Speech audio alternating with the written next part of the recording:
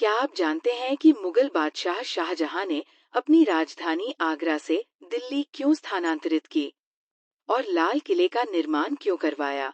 आज हम आपको बताएंगे लाल किले के पीछे की ऐतिहासिक वजह और शाहजहां का असली इरादा। लाल किला मुगलों की आन, बान और शान की निशानी है। 1638 में मुगल बादशाह शाहजहां ने इसकी नींव का पहला पत्थर रखा। 10 साल बाद 1648 में बनकर ये किला दुनिया के सामने शान से खड़ा था। मुगलों का ये किला एक किला ही नहीं, बल्कि जन्नत का आईना था। शाहजहां ने जन्नत की सोच रखते हुए इसकी तामीर करवाई। यहाँ नहरें बहती थी, खूबसूरत फव्वारे थे, फलों से लदे बाग थे। इसके अंदर बने महलों की दीवारों और छतों पर सोने और चांदी की कारीगरी थी। कमरे कीमती पर्दों से सजे थे, तुर्की के मखमल और चीन के रेशम से इसकी सजावट थी। फर्श से लेकर छत तक हीरे और जवाहरात जड़े थे, जिसमें कोहिनूर हीरा भी शामिल था।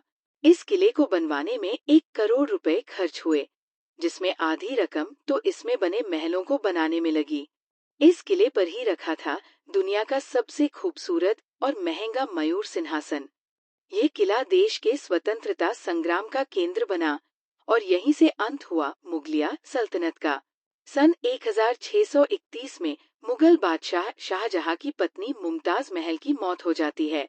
शाहजहां अपनी मरहूम बीवी की याद में एक ऐसा मकबरा बनवाना चाहते थे, जिसका उन्होंने मुमताज से वादा किया था। इस काम का जिम्मा वे अपने मुख्य वास्तुकार उस्ताद अहमद लाहौरी को देते हैं। बादशाह के फरमान पर लाहौरी ताजमहल के निर्माण का काम शुरू कर देते हैं। ताजमहल की नींव रखने के 7 साल बाद शाहजहां अचानक अपनी राजधानी आगरा से दिल्ली तबादला करने का फैसला करते हैं। ये फैसला चौंकाने वाला था, क्योंकि एक तरफ शाहजहां अपनी पत्नी मुमताज महल की याद में आगरा में ताजमहल बनवा रहे थे और दूसरी तरफ दिल्ली को नई राजधानी बनाना चाहते थे। आखिर शाहजहां आगरा छोड़ना क्यों चाहते थे? ये सबके लिए पहेली बना हुआ था। क्या शाहजहां अपनी सबसे महबूब पत्नी की यादों से छुटकारा पाना चाहते थे, या फिर वजह कुछ और थी? एक नहीं, कई थी। सल्तनत पहले थी, मोहब्बत उसके बाद। दरअसल भारत के उत्तर पश्चिम में मुगलिया सल्तनत के खिलाफ लगातार विद्रोह हो रहे थे। काबुल और उसके आसपास के इलाकों में आक्रमण बढ़ गए थे। दक्षिण में भी मुगलिया सेना को लगातार जोखिम उठाना पड़ रहा था। ऐसे में शाहजहां को एक ऐसी जगह चाहिए थी जहां से वह अपनी रियासत को नियंत्रित कर सकें। अपनी नई राजधानी के लिए शाहजहां ने पहले लाहौर को चुना, लेकिन ये फैसला अमल में नहीं आ सका, क्योंकि आगरा से दिल्ली राजधानी को बदलने के दौरान सेना, साजो सामान, तोपें, हाथी, घोड़ों को वहां जल्दी नहीं पहुंचाया जा सकता था। ऐसे में शाहजहां ने दिल्ली को चुना। मुगल यमुना नदी के रास्ते आगरा से शाही सामान और सेना को आसानी से दिल्ली शिफ्ट करने में सक्षम थे। दिल्ली शाही मुगल सूबों में से एक थी, जो अवध, आगरा, अजमेर, मुल्तान और लाहौर सूबों की सीमा पर थी। विद्रोहियों तक अपनी सेना को समय पर पहुंचाने के लिए दिल्ली को नई राजधानी के तौर पर चुना गया। दूसरी तरफ आगरा, जो मुगलों की पुरानी राजधानी थी, उसकी आबादी बढ़ती जा रही थी।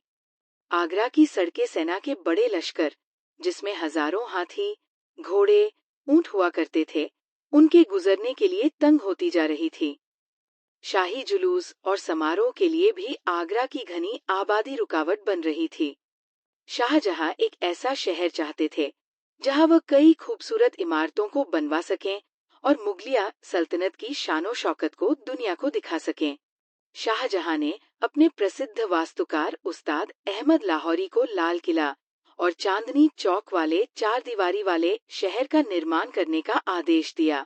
उस वक्त लाहौरी ताजमहल को बनवा रहे थे। शाहजहां ने 1638 में किले का निर्माण शुरू करवाया। इसका असली नाम किला ए मुबारक था, लेकिन लाल बलुआ पत्थर से निर्मित इसकी दीवारों की वजह से इसे लाल किले के नाम से जाना जाता है। इसके निर्माण में करीब 10 साल का समय लगा और ये 1648 में बनकर तैयार हो गया। इसी साल ताजमहल की मुख्य इमारत भी बनकर तैयार हो गई थी। लेकिन उसके आसपास की मस्जिदें और बगीचों को बनने में कई साल लग गए। 250 एकड़ क्षेत्रफल में फैले इस किले की वजह से दिल्ली को शाहजहानाबाद कहा जाता था। लाल किले की दीवारें 1.5 मील यानी कि 2.5 किलोमीटर लंबी है।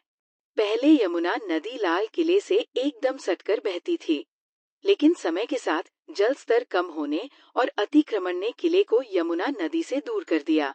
बुर्जों से मजबूत इन दीवारों की ऊंचाई नदी की तरफ 18 मीटर यानी कि 59 फीट से लेकर शहर की ओर 33 मीटर यानी कि 108 फीट तक है। किला अष्टकोणीय है, जिसका उत्तर दक्षिण अक्ष पूर्व पश्चिम अक्ष से ज्यादा लंबा है। संगमरमर, फूलों की सजावट और किले के दोहरे गुंबदबाद की मुगल वास्तुकला का नमूना पेश करते हैं। वास्तुकला के अद्भुत उदाहरण। लाल किले में कई महल, मस्जिद, बाग और दरबार है। मुगल काल में यह किला राजनीति और शाही संस्कृति का केंद्र था। यहाँ सम्राटों का दरबार लगता था और कई अहम ऐतिहासिक फैसले भी लिए जाते थे। चलिए अब आपको लाल किले के अंदर बनी इमारतों के बारे में विस्तार से बताते हैं। शुरुआत करते हैं लाहौरी गेट से। लाहौरी गेट लाल किले का पहला प्रवेश द्वार है।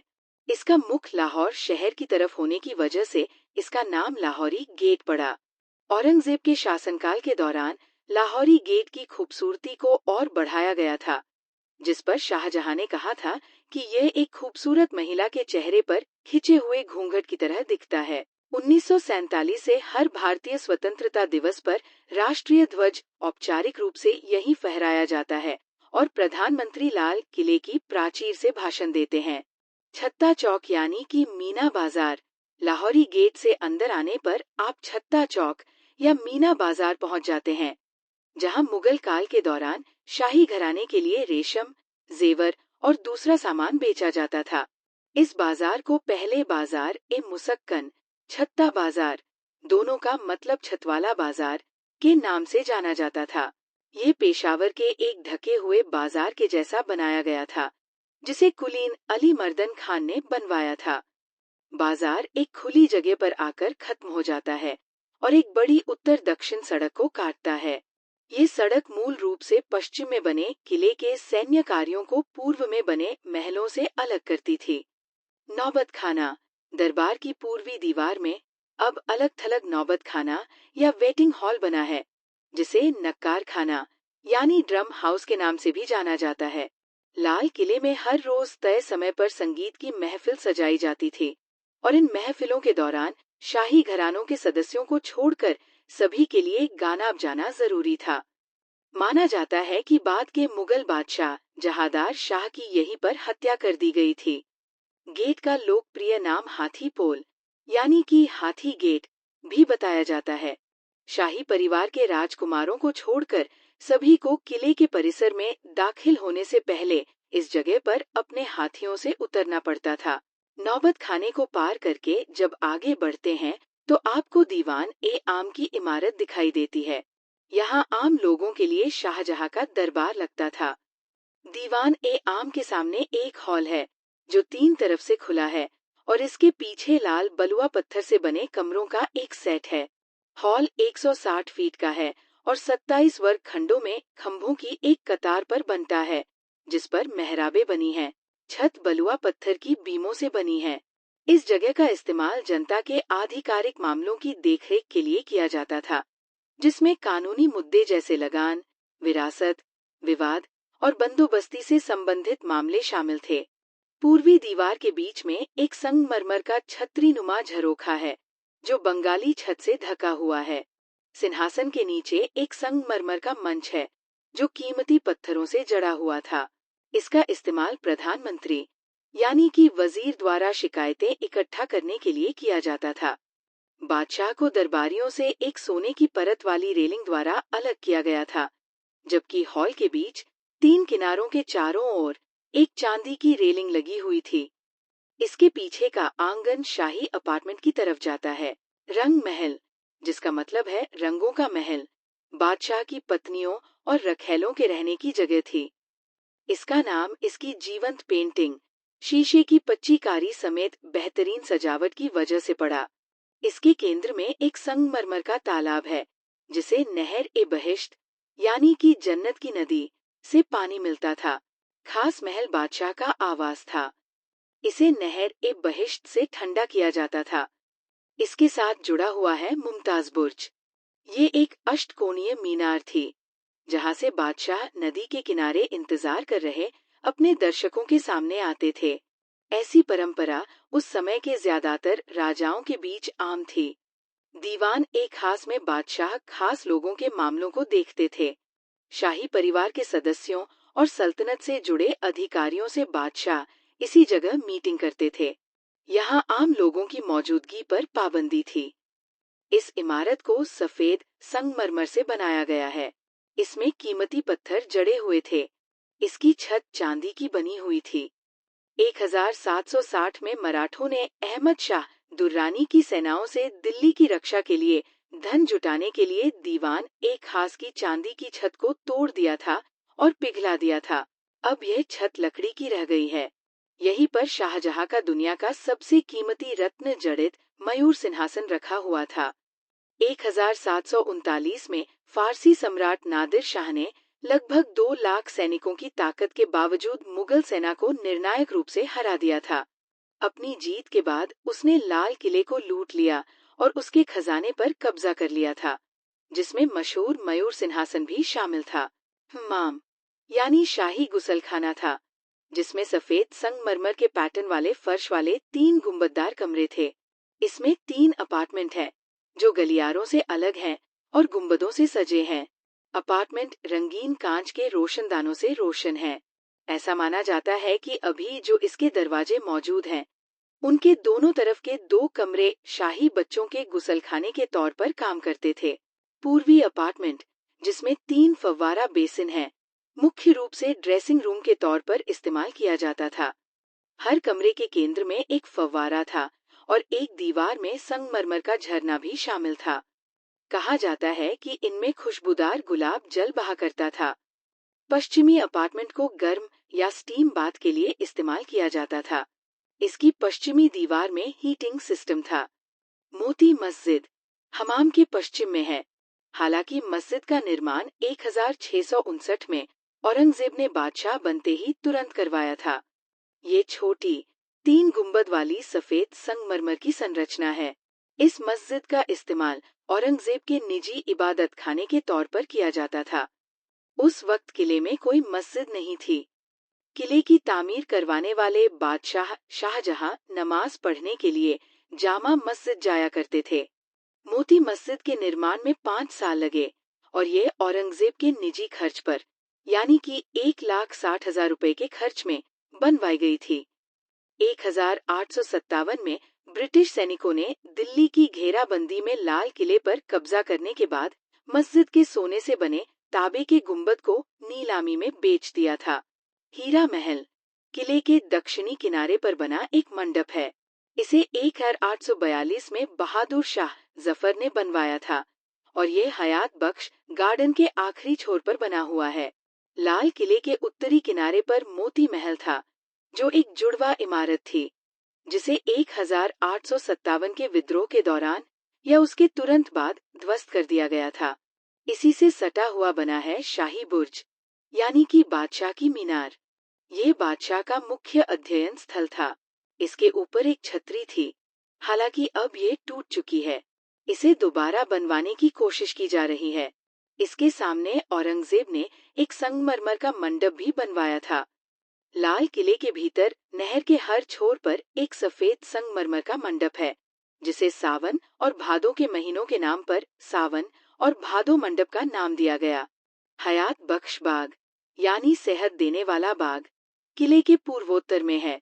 तालाब के बीच में जफर महल खड़ा है, जो इसी नाम की लाल बलुआ पत्थर की संरचना है, जिसे 1842 के आसपास बहादुर शाह जफर ने बनवाया था। मेहताब बाग यानी मूनलाइट गार्डन जैसे छोटे बगीचे मुख्य बगीचे के पश्चिम में मौजूद थे, लेकिन ब्रिटिश बैरकों के निर्माण के दौरान उन्हें ध्वस्त कर दिया गया था। यहाँ अंग्रेजों ने अपनी इमारतें बना दी थी। इन संरचनाओं के पीछे उत्तर की तरफ एक सड़क सलीमगढ़ किले से जुड़ने वाले एक धनुषाकार पुल की ओर जाती है। बावली लाल किले के भीतर बनी कई संरचनाओं में से एक है, जो 1857 के भारतीय विद्रोह के बाद अंग्रेजों द्वारा किए गए विध्वंस से बच गई थी। ये बावली किले में पानी की आपूर्ति करती थी। इसमें बने कमरों को एक जेल के तौर पर दोबारा बनाया गया था। लाल किले की बावली को खास तौर से डिजाइन किया गया था, जिसमें सीढ़ियों के 2 सेट हैं जो कुएं की तरफ उतरते हैं। बावली में आज भी पानी मौजूद है।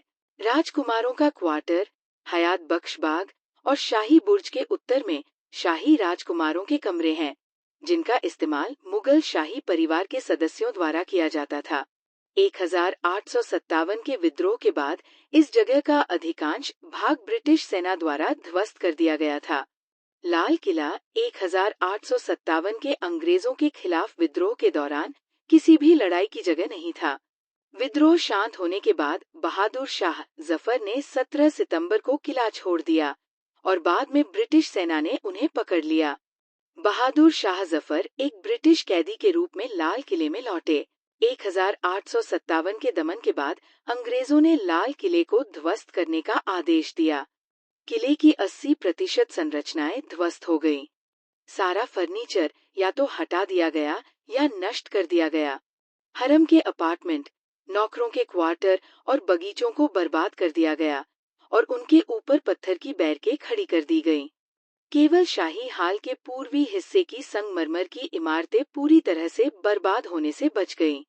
हालांकि इतने जुल्म सहने के बाद भी लाल किले की दीवारें आज भी शान से खड़ी हैं, मुगलों की मजबूत सल्तनत की गवाही देती है और भारत की शान बनी हुई है।